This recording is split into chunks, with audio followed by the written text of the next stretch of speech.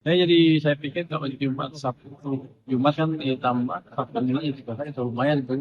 Selamat Lebaran, Pak. Selamat Lebaran, Pak. Ini anak abang nih. Oh, sobat, Pak. Halo. Beli berapa, Pak? Itu, Pak. Ini anak abang waktu itu. Berapa? Pakai lagi. Berapa itu? Berapa? Harganya berapa? Coba. Bayar pakai cash soalnya. Pak, makna Lebaran. Dua saya buat 125 ini. Tangan pendek. Tawar, Pak. Kita Dikit lah tawar dikit. Saya ini 125 kayaknya. berarti menteri masih boleh nawar ya, Pak?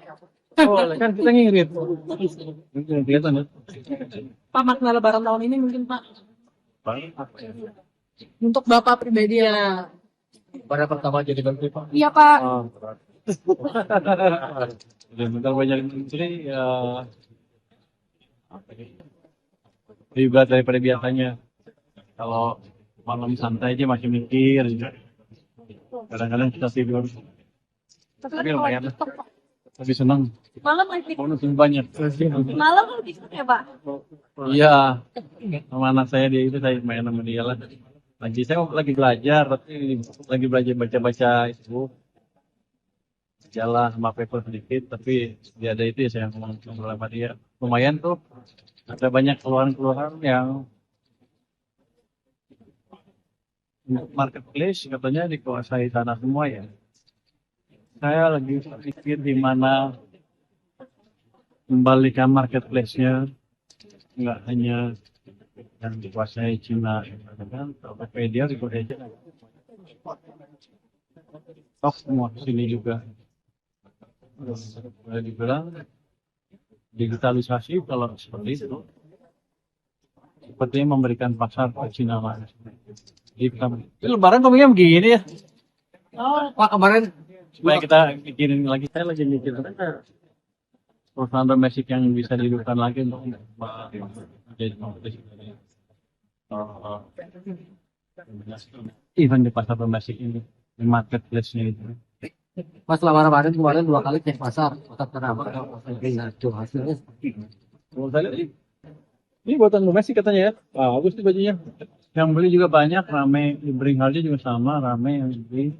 Cuman misalnya di sini aja ada keluhan, datang ke sana tuh ada korban COVID, udah banyak COVID karena down sekali aktivitas bisnis. Dia terganggu sehingga utangnya harus direstrukturisasi, tapi bunganya masih besar. Dia bilang ya bulan itu bayarannya besar, jadi ke apa minta bantuan. Kita lagi mikir bisa nggak PIP kelas utang mereka dengan bunga yang lebih panjang, yang lebih panjang, yang minimal yang rendah. Dan saya udah ngomong mereka sama PIP. Saya pikir nanti kalau udah siap, saya akan segera lagi ketemu orang-orang itu. daya beli masyarakat di sana seperti apa? 2 kali cek pasar kemarin apa mau? Saya yang beli. Tapi yang lain kan ramai. Tapi kalau saya lihat kalau situasinya ramai seperti itu, dia daya beli masih cukup. Apalagi kita datang kali udah agak turun tuh dari kan udah sampai berapa barat. soal daya beli WFA kan pemerintah akan menerapkan WFA ya, Pak, 1 hari, Pak. Nah, ini penghematan BBM-nya sekitar berapa sih? Sudah dihitung belum, Pak? Oh, ada hitungan kasar sekali, bukan saya ngitung. Maka hitung kalau kasar lah saya lupa saya, tapi seperlimanya kira-kira 20%. Tapi pertimbangannya kenapa cuma 1 hari, Pak? Itu oleh betul. Ini nggak kerja. Kan kalau nah, WFH biar gimana tuh kadang-kadang ada hal-hal yang nggak bisa dikerjakan dengan baik. SWFH. Karena kalau kita lihat kalau anda kan WFH pasti kabur tuh. Mana nanti entah dicari emang bosnya lari. Saya pikir kalau Jumat Sabtu Jumat kan ditambah Sabtu Minggu juga kan itu lumayan tuh. Terus di rumah dan mungkin turisme juga akan terdorong. Pak, soal daya beli, Pak, di Ramadan tahun ini bakal dongkrak pertumbuhan ekonomi nggak sih, Pak? Ini berapa? Kalau angka-angka terakhir sih pertumbuhan ekonomi bisa 5,6 5,7 kalau perkiraan kasar ya. Itu udah lumayan bagus lah. Dengan gejala global seperti sekarang. Yang jelas kan dampak global ke sini masih belum terasa karena diabsorb oleh pemerintah. Jadi kita menjaga betul supaya masyarakat bisa beraktivitas dengan normal dalam keadaan semaksimal mungkin ya, akan dijaga seperti itu. Pak, setelah Lebaran ini apa sih yang akan mendongkrak pertumbuhan ekonomi? Sentimen apa yang akan mendongkrak pertumbuhan ekonomi setelah bulan Ramadan itu? Let's say misalnya global masih walaupun itu masih demandnya masih kenceng kan, mungkin akan melambat kalau naik terus.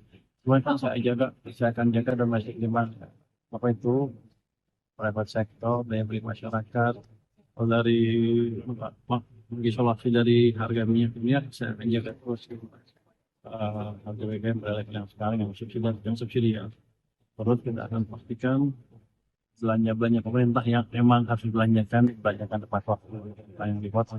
Kita pada saatnya kita akan tambah anggaran sih. Saya akan batasin anggaran yang baru jangan diajukan lagi gitu kira-kira. Menteri ngajuin terus anggaran berapa puluh triliun itu kita batasi, kita potong oleh yang lain kita akan menyesuaikan, tapi nggak akan sampai mengganggu ekonomi. Terus kita pastikan juga likuiditas di sistem perekonomian terjaga baik. Terus saya monitor mungkin harian tempat kita. Efisiensi 10% jadi Pak. Efisiensi 10% kan kemarin Bapak bilang 10% bisa lah gitu Pak. Ya kita lagi itu. Dari pos aja. Oh, semua kementerian kan? Begini, tadinya kan tahu usulin mereka ngajuin 20%. Tapi kalau saya tawarin ke mereka bukan motong malah nambah terus. Ya, udah saya bilang saya potong nanti mereka sesuaikan. Persen nanti kita lagi cara diskusikan. Pak, kalau misalkan cicilan Kopdis Merah Putih kan itu pakai APBN, Pak. Nah, itu gimana Pak cara pemerintah jamin kalau pembangunan di desa tetap jalan gitu? Oh, ini jamin kan nggak bisa 100% jamin. Jadi gini, itu kan sekitar 2/3 dari dana desa ditransfer ke situ kan. Kalau kita anggap sebelumnya dana desanya nggak efisien kan masih ada untungnya pasti. Jelek-jelek Kopdes pasti ada sesuatu yang ada proses manusia di situ.